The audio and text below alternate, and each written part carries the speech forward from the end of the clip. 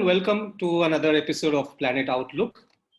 The Worldwide Fund for Nature, popular as WWF with its giant panda logo, has just launched another edition of the Living Planet Report, which has now been a go-to reference for gauging the health of our natural world.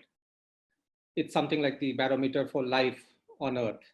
So this is the 13th edition of the Living Planet Report, which is updated and published every 2 years. And to talk about this year's report, which just been launched, is my guest, Dr. Sejal Worah. She is the Program Director for WWF India. Welcome to the show, Sejal. Thank you for your time. Thank you, Ananda. Pleasure to be here. Yes, Sejal, so I want to begin with the 2018 report. So the 2018 report came as a rude shock when the Living Planet report said that over 60% of the population decline has happened across species, kind of thing. And I am sure you have more shock this year. So if you could take us through the major findings of this year's report. Yeah, thanks. It's kind of a sad story that you're asking me to relate to the audience here, because while we would have liked to see a reversal of the 2018 report and seeing the decline actually, changing, unfortunately in the 2020 report, which has just been released, we've seen a 68% decline, in populations of wildlife across the world.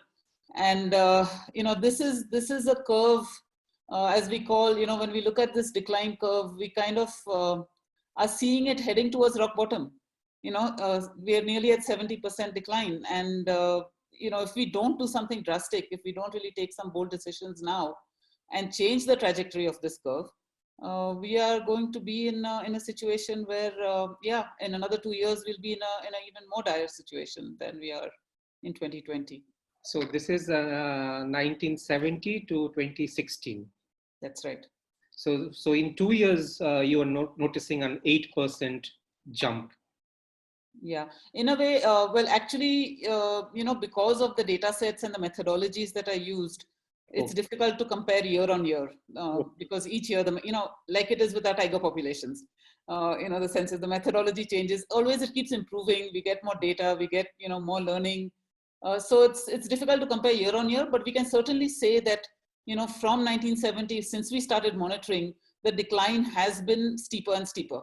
So we've been seeing this decline going on. So it's 68% now. We can't really look at a trend and compare it exactly to say, what happened 2 years ago and what happened this year, but certainly the trend is not a positive one. So how does this massive exercise kind of take place year after year? Because every 2 years you are collecting. It's an ongoing exercise, right? It probably never stops because by the time you collect the data and you analyze it, it's time to publish the next report. Ananda, when you actually reminded me and said, how did the first report look? So I went into the archives and I pulled out the first report just to take a look at how different, the first report and the last report might look. The number of species has grown exponentially because the data has become more available. So in this year's report, we are looking at 21,000 populations have been monitored and almost 4,000 data sets have been looked at by 125 scientists. So it's a massive exercise. And what I saw from the first Living Planet report is that we really had very little data at that time. So you had data for very few species. The freshwater species index there was looking only at 70 species. Whereas now we're looking at hundreds of species, in fact, thousands of freshwater species compared to what we looked at. And that will keep improving. So every Living Planet report has more species added. Between 2018 and 2020, we added 400 more species that we're able to monitor. So, the index will get better and better and more refined as we go along. But one thing that I noted from the first report and this one is that in the first report, it said there was a 30% decline. And as I said, although you can't actually compare and correlate, it was interesting to see that there was already that steep decline of 30% then. Today it's 68%. And interestingly, even then it showed that the highest decline was in freshwater species. And even today, we are seeing that the highest decline is in freshwater species. So, some things have not changed over the last 20 years. And I think that is also a cause for alarm that, the declining trends are still in the same trajectory that they were 20 years ago. So, so that is what... First report was what, 1996? 1998. 98. 1998 was the first report. Yeah. And this is the 13th report that we're looking at. As we said, massive data collection exercise. And one of the reasons why the data ends in 2016 and not in 2020 is because when you look at published data, in 2020, most of the latest data you have is 2 or 3 years old.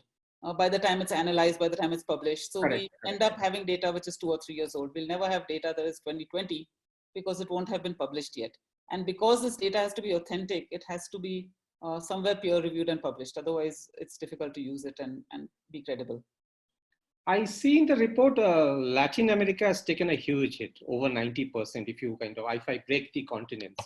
Yeah. So what does the Indian subcontinent kind of data shows to you? So we don't have data by subcontinent, right? Unfortunately, we don't have, we have the larger sort of continental data for Asia and South Asia, which shows the second largest decline in the 40s percentages. The South America decline, I think it shocked everybody. That 94%. But when you actually dig deeper into the data, you start understanding why these trends are happening. And a lot of the Latin America data is based on additional information on amphibians and fish. So a lot of that decline is showing, and that tells you, what is going on with the freshwater systems. And then you start trying to correlate. So it may be related to the large amount of dam building that has happened in Latin America in recent years. And that may have led to a steep decline in freshwater species. And that is reflecting in that 94%. But given your huge experience in this field, Mani, you might have some sense of the India picture. Yeah, I mean, the India picture, so it's mixed. I think one of the things that also the Living Planet report tells you is that because it averages out the information, it doesn't mean that every single species is declining by 68%. Yeah. Right? So it's telling you that some declines are steeper than 68%, some are less, and some are actually increasing. So there are some stories in there of populations that are also increasing, but when you average it out, there's a decline. So if you look at India, the situation is similar.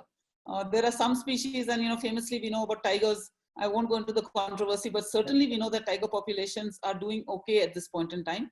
Whereas certain other populations, if you look at the GIB, for example, the Great Indian Bustard, we are close to losing a species. And frankly, this is one thing that really makes me, if I can be a bit personal here, to see a species going extinct in my lifetime, that to a charismatic species like that, and we can't save it. I think that would be a real indictment on us if we can't reverse that trend.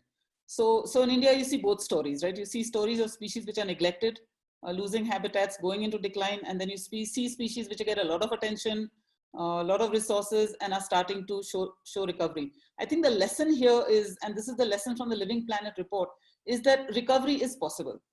I think, this gloom and doom stuff, we should not allow ourselves to get into that, because we do know that when we invest and we, take care and we take cognizance and we have the will behind it, then it is possible to reverse the decline. And that is, I think, the big message from the Living Planet report this year as well, that we can bend that curve upwards if globally and nationally we have the will to do so. So how has the Indian government reacted, or it hasn't yet reacted on the findings of the report? Well, we've had a lot of requests from government people for the report. Okay. So that's a good sign to start with, right? That there is interest in looking at what is in the report. Whether they will react or not, I mean, one of the things we're doing at the end of it is a call to action to countries globally, including India, to say that there are a number of big UN meetings coming up. There are a number of conventions coming up, many of them which were delayed. And it is time for India to make some bold commitments at these conventions. We like to be seen as a global leader in many of these, events. And we also like to be seen as a global leader on the environment. I think we have to make some bold commitments as a mega biodiverse country, which also is feeling the impacts of the loss of biodiversity. And India is feeling it.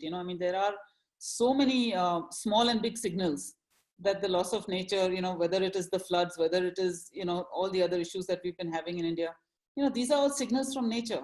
And if we are not heeding these signals, then I think we are heading towards? Yeah, I'll come to that, the Yeah. pandemic question a Sure. little later. But just as you said, we have done well on the tiger front, or the populations of lions have increased. Rhinos, one of Right. Yeah. WWF's pet project on bringing back the rhino, has done quite well. We have a stable elephant population. And then there's this, because of the recent citizen science initiative, we have good data on birds. Yeah. But most, if you see, most of our species are in the, all the three scheduled list of the Wildlife Protection Act do not have any data. No. Sometimes a species do not have even a good picture. So how do you see, Manu, what is the path ahead of gathering good quality data for conservation? Because without data, you cannot have a conservation map. Yeah. Yeah. I think there are a number of issues here. One, of course, is that, we need to get away from this obsession with the big charismatic species. On the one hand, the argument that is made, and I have also bought into this argument because it helps conservation in the long run, is that when you save the larger species, you also save a lot of the other associated species. However, we don't know that because we don't have any data, right, for that. So I think it's time that we started looking at some of these other species, the less charismatic species.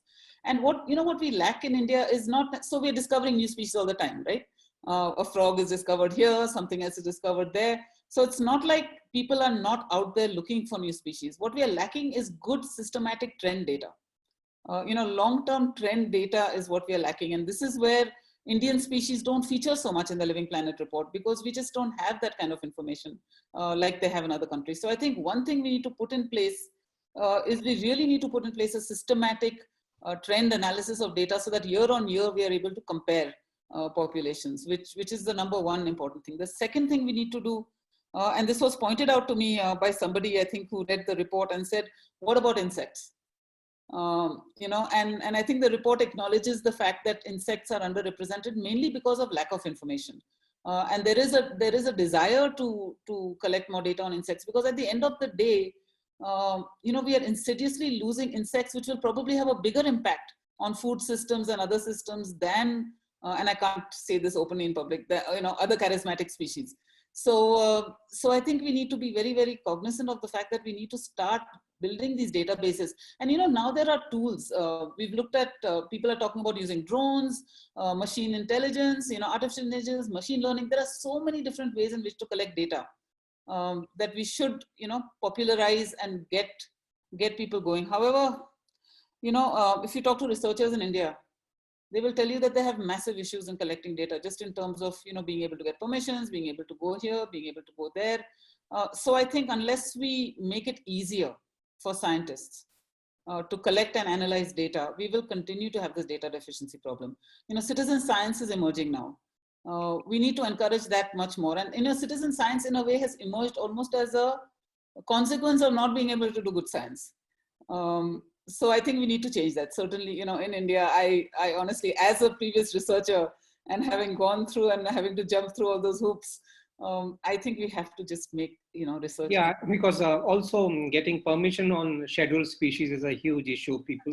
Students have to wait for sometimes over 2 years to get a permission to. Yeah, it is. I mean, we all understand the reasons, right, for checks and balances, and we appreciate the sensitivity of some of these species and collecting data. But honestly speaking, we are getting left behind, as a country in terms of research on wildlife. You made this interesting point on insects, because a lot of now studies in the European region, if I may say, there's a huge decline on pollinators, right, which is affecting food security. Yeah. Although we don't have, but expanding agricultural and especially industrial agriculture is now also a key threat to biodiversity. So what are the basically findings on the broad kind of references in the Living Planet this year? So the Living Planet report very clearly says that in terms of global trends and threats, the single biggest global threat to biodiversity is food production systems, right? So agriculture has been kind of singled out as a major threat. globally, not necessarily in each country, but globally as a major threat. And one of the big threats from agriculture is not just land conversion. So one of it, of course, is land conversion and clearing new land or clearing new forests for agriculture. But the other one is intensification. And the way agriculture is intensified and the use of chemicals and pesticides and fertilizers, which are impacting both the soil biodiversity and also above ground insect biodiversity. So in terms of the solutions, when you talk about, bending the curve and what are the main ways in which we can reverse this, one of the solutions is to change our production systems. That we need a significant change in the way we are producing food. Consumption also is a major issue, but production also is a major issue. And in that, one of the biggest sort of solutions that has been proposed is that we need to look at less chemical intensive systems of food production. We need to look at less land intensive systems of food production. And we need to look at how we can bring biodiversity back into food production systems. So those are all the solutions that are proposed there. Now, whether governments are willing to take this on, and we are seeing that, we are seeing the impacts of food production systems that have gone out of control in many ways. But reversing that will require significant, decisions. I also read somewhere that food waste is also a major contributor for greenhouse gases. Apparently after US and China, food waste is the third largest emitter of contributor of climate change. Yeah, absolutely. And so that's why when you go from production into consumption and we talk about changing consumption patterns, see, if we are wasting 1/3 of what we are producing, what sense does that make? I mean, it is actually a remarkable figure when you put the two things next to each other and you say we are overproducing, and then we are wasting 1/3 of what we are producing, and then we are continuing to produce more. So you can actually change your production systems to be more sustainable. You can reduce food waste and food loss, and you can change your consumption patterns, and you will actually be in a balance.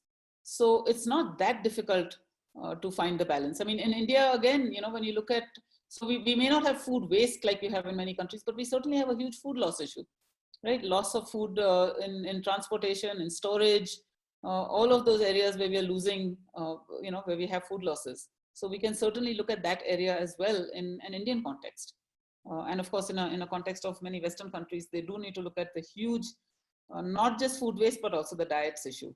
So there are all of these interconnected issues that come into play when you talk about reducing consumption. Coming to conservation strategy, Sejal, WWF has been a pioneer of kind of moving the spotlight from species-oriented conservation to landscapes. You have a huge program on landscape-oriented conservation. But when it comes to funding, when it comes to the appeal, species still take the cake. Sure. So how difficult it is to basically, or why hasn't landscape conservation is still not the mainstream, hasn't become mainstream? Yeah, so interesting question. So we've been talking landscape conservation for over, I think, 2 to 3 decades now. It's not a new concept. However, the concept of landscape conservation has also evolved from what it was, 20 years ago to what it is today.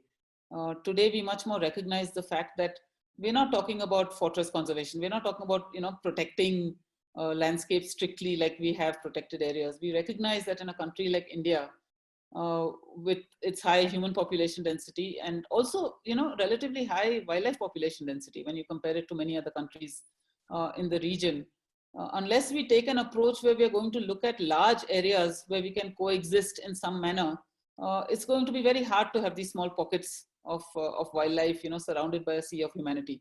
So we have to find the way. For us, there is no other way forward. I mean, landscape conservation has to be the way forward, whether we, do the corridor conservation, connectivity, larger landscape, agricultural landscape. There are so many different concepts being talked about. It's a difficult concept to communicate, Ananda. It's much easier to communicate elephants, dying on railway tracks, for example. It immediately tugs your heartstrings and people want to support the cause and they connect to it immediately. It's very hard to, connect with a nebulous concept like landscape conservation, integrating agricultural systems into natural systems, much, much harder to communicate.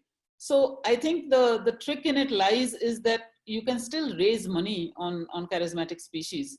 but you can invest it in landscape conservation, which is what we do essentially. While we might be, raising money in the name of tigers, elephants, rhinos, the work that we do on the ground is very specifically around landscape conservation. So I think you just have to find a compromise and marry different concepts and do what's best.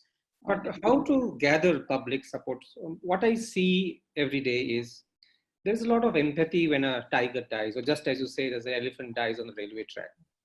But every day we are losing a lot of our natural forests due to our various needs kind of thing. So I don't see that amount of empathy for the tiger's home or the elephant's home. I think, Carry on. I think communication is key.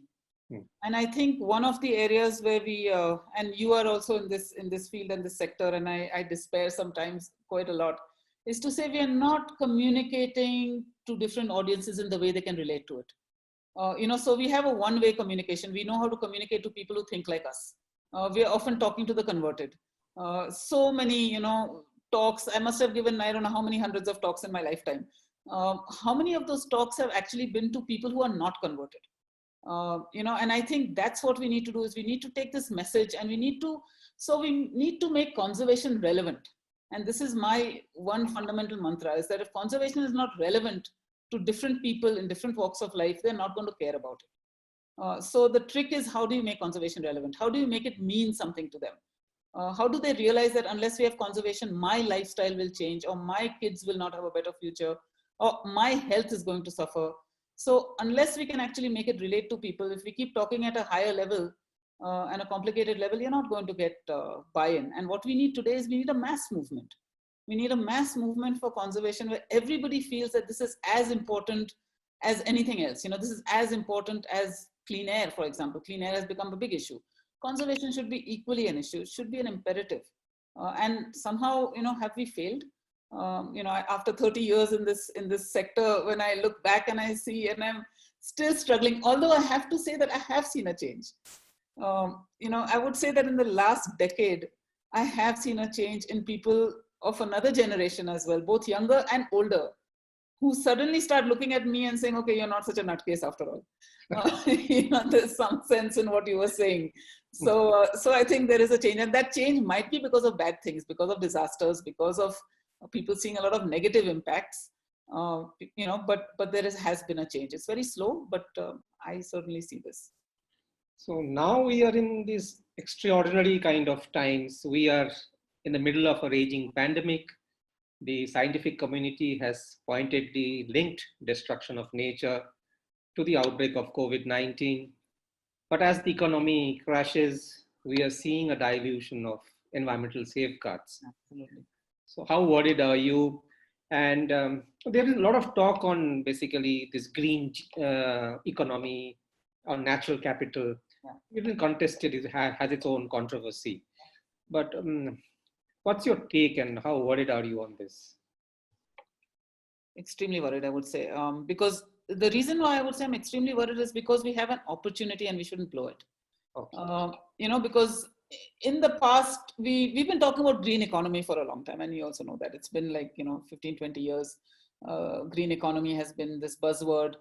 Sometimes nobody quite knew what it meant. You could translate it in many different ways. People interpret it in any way they want, but the idea really is that the growth trajectory needs to be sustainable. That it's not about compromising growth, right? So often it was pitted one against the other.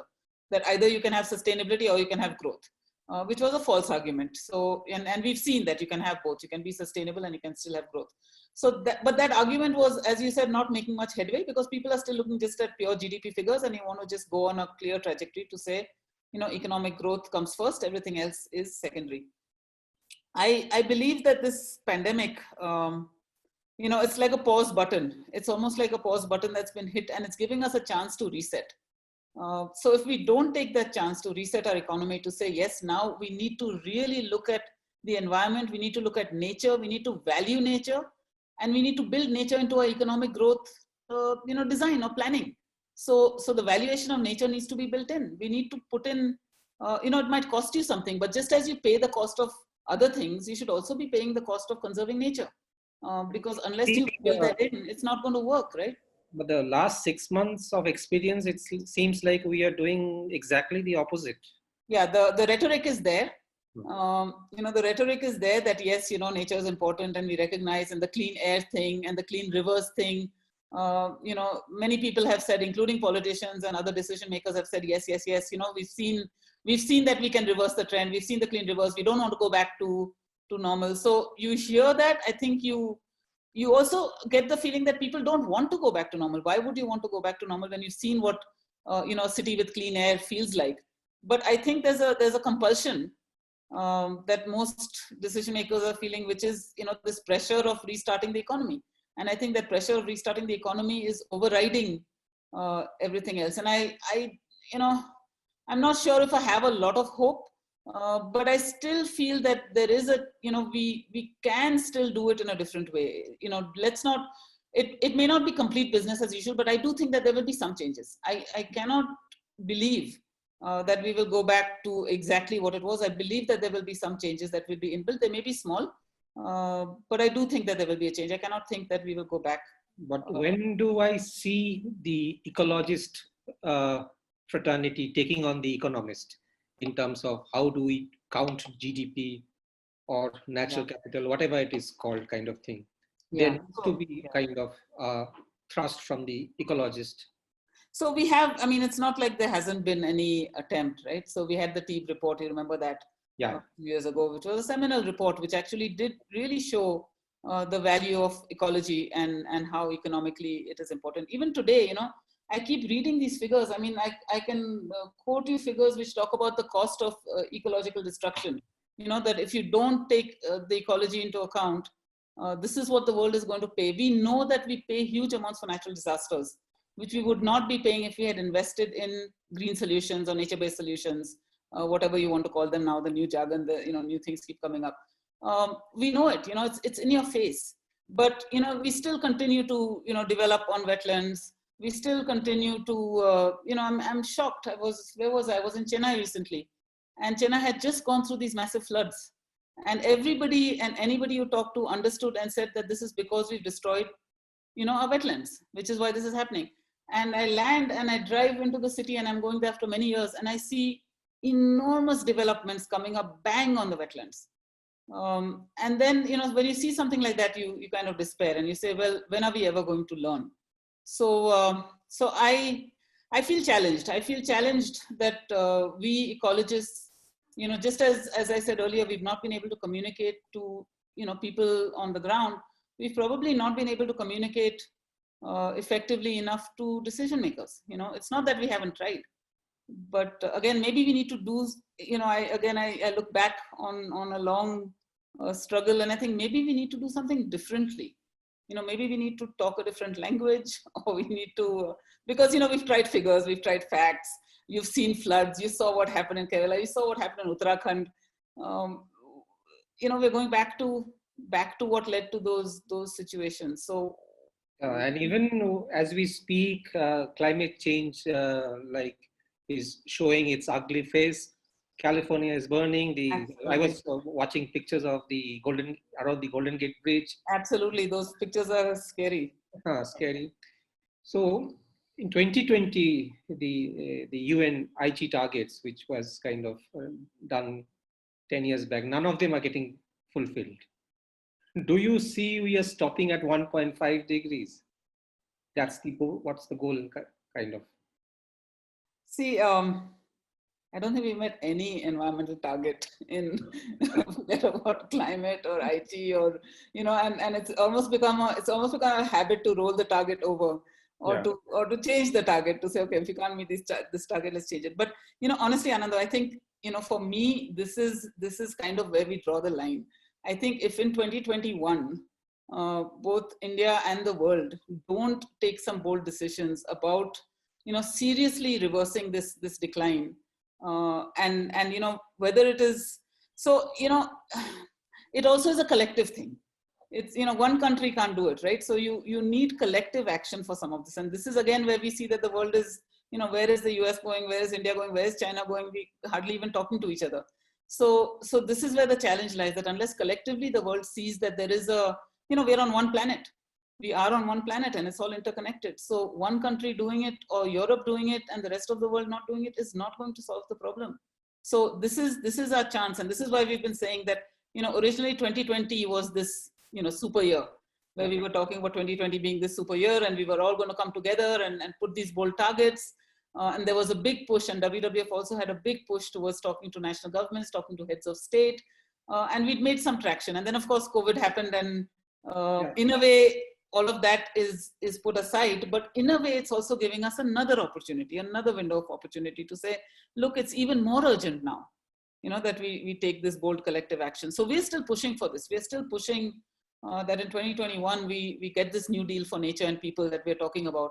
Is that unless the world agrees to a completely new deal where we say we have to raise the bar and we have to take collective action, we are facing a bleak future for this planet. I'm sorry to be like a typical environmentalist and talk gloom and doom, but I have my good days and I have my bad days. No, I think there is a bit of hope because what coincided with your release of the Living Planet report were two science papers which I read.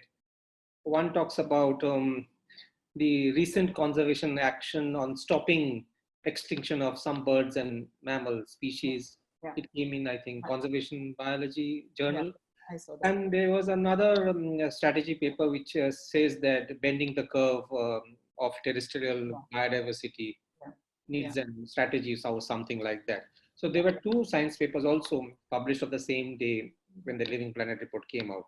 Yeah. So there is also cause for optimism, but factoring what you all have been saying, that the current extinction rates are somewhere between 100 and 1,000 times greater than the natural rate. So how optimistic are you on that level, and what's going to be the next 2022 Living Planet report looks like? I hope it bends the curve. So the bending the curve paper was, it's authored by 40 different institutions, and WWF is one of them. And we've been talking about this bending the curve idea now for, over 5-6 years, or maybe more than that. So it's an interesting paper, because it looks at different scenarios, and it actually says that. So I would have thought, if you asked me, I would have thought it's not possible. That we're kind of on this decline, and it's going to be really hard to bring it back up. But actually, if you look at that paper, and it does pretty serious modeling, and based on that, it does say that, look, we still have hope. We still have a chance to reverse the trend, and we can still bend the curve. That gave me real hope, and I thought, okay, chalo, if that is possible, then we can do it. And I still think that. Despite COVID, or maybe because of COVID and all of the other things that have happened, and what's going on in the US, the wildfires, the flood. I mean, every country is facing it. So it's not like this is, okay, developing country mein ho raha hai, and so we don't have to worry about it. Every country is happening. If I want to be cynical about it, I can say that because also developed countries are now facing it, there's an even greater pressure, right? Because it's not just poor countries where all these bad things are happening. And you can't sort of block it aside. It's as I said, it's one connected planet. We're all feeling the brunt of it. So if there was ever a chance for us to come together, ever a time for us to come together and say we can do this, this is it. So I will look at 2021 with great hope, and imagine that we will actually have a better world. Thank you so much, Dr. Worah. It was a pleasure talking to you, and stay safe. I'll see you soon. Thank you. Same to you. Thanks. Bye.